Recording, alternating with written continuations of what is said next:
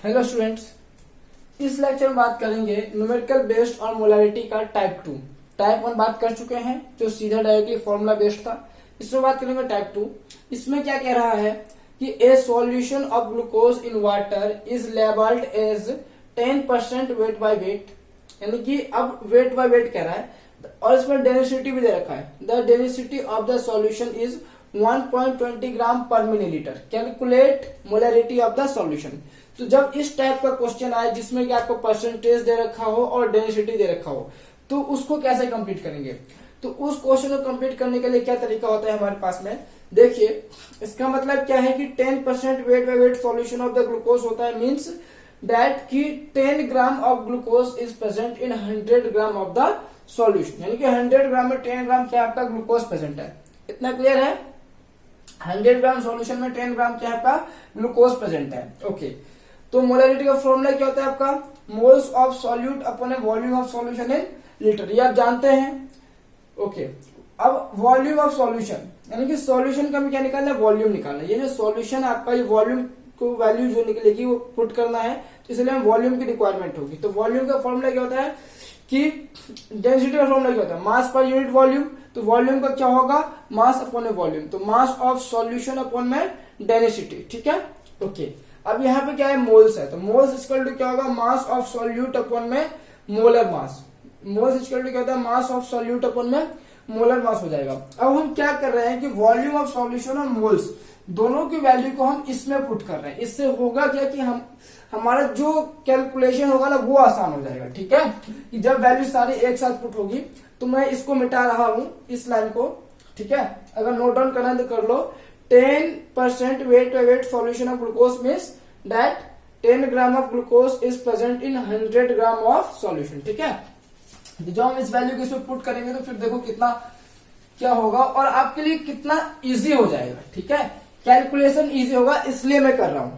जो आपका कैलकुलेशन है ना वो इजी होगा। तो मुझे आप बताओ कि मोलैरिटी का फॉर्मूला जो है आपका,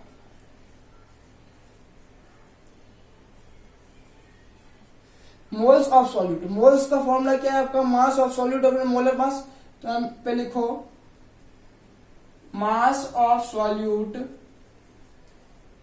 अपॉन में मोलर मास।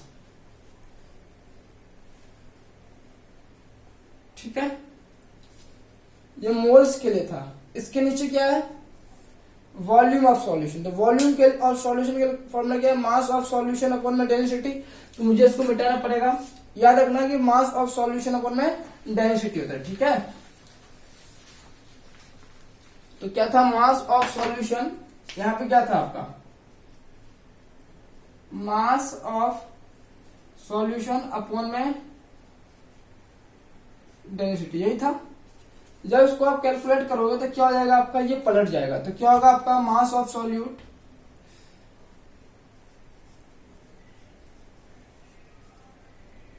अपॉन में मोलर मास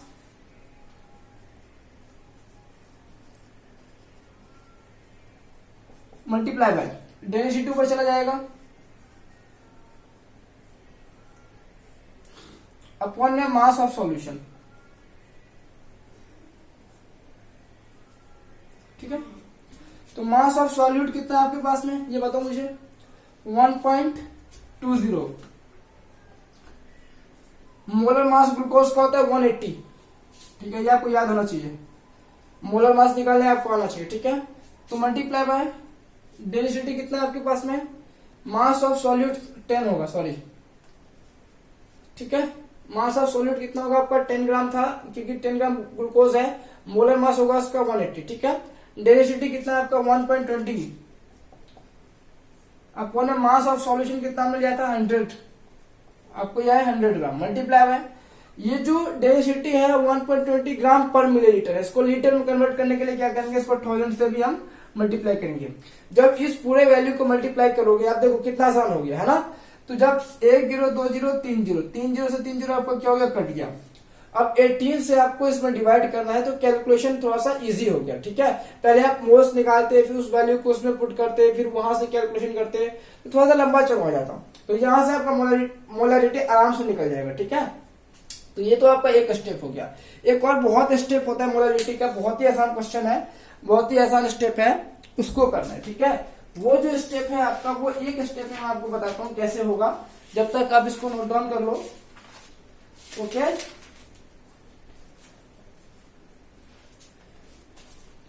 ठीक है, इसको आपने नोट डाउन कर लिया होगा, तो मैं इसको मिटा रहा हूं। ठीक है, एक अगला फॉर्मूला होता है मोलैरिटी का।